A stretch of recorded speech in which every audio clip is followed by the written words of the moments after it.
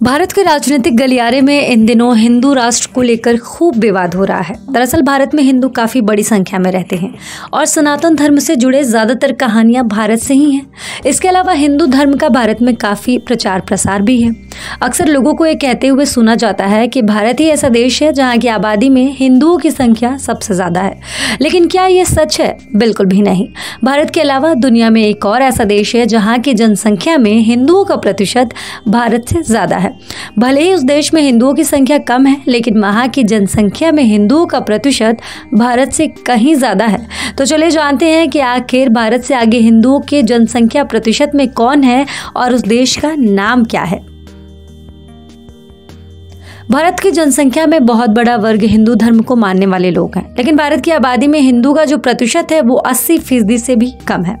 Reports के मुताबिक भारत में कुल 966.3 मिलियन लोग हिंदू धर्म को मानते हैं, जो कुल जनसंख्या में तकरीबन 69% है। लेकिन विश्व में एक ऐसा देश है जहां हिंदुओं का प्रतिशत इससे ज़्यादा है। कुल आबादी में प्रतिशत के हिसाब से अगर देखें तो भारत से ज़्यादा नेपाल में हिंदू रहते हैं। दरअसल नेपाल की कुल आबादी में 80% से ज़्यादा लोग हिंदू धर्म को मानने वाले हैं। सेंट्रल ब्यूरो ऑफ स्टैटिस्टिक्स की ओर से जारी किए गए रिपोर्ट में साल 2021 की जनगणना के हिसाब से नेपाल में हिंदू की संख्या 81.19% है। वहीं अगर संख्या के हिसाब से बात करें तो ये संख्या 2,36,77,744 है। नेपाल और भारत के बाद से इस लिस्ट में तीसरे नंबर पर मॉरिशस है, जहां 48.4% हिंदू रहते हैं।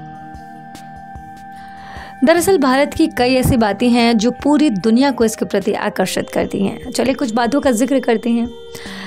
पहली बात तो यह है कि यह दुनिया का सबसे बड़ा लोकतंत्र है। इसका कुल क्षेत्रफल 3.28 मिलियन वर्ग किलोमीटर है।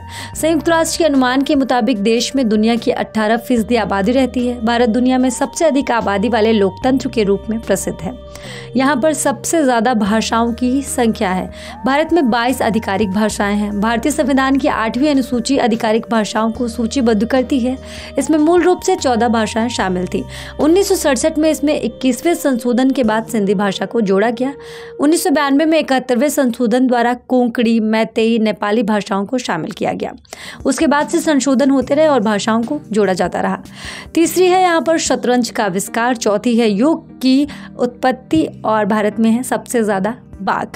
सबसे बड़ी बात यहाँ पर है 4 धर्मों की जन्मस्थली, मसालों का सबसे बड़ा उत्पादक, भारतीय फिल्म इंडस्ट्री, मस्जिदों की सबसे ज़्यादा संख्या। भारत अकेला ऐसा गैर इस्लामिक मुल्क है जहाँ 3 लाख से ज़्यादा एक्टिव मस्जिद हैं। ये देश दुनिया में सबसे ज़्यादा मस्जिदों का घर है। कई इस्लामी देशों में भारत की तुलना में मस्जिदों की संख्या कम है। और सबसे आखिरी और ख़ास बात, आयुर्वेद की उत्पत्ति भी भारत में हुई थी। कहा जाता है कि वैदिक युग के दौरान भारत में आयुर्वेद की उत्पत्ति हुई थी।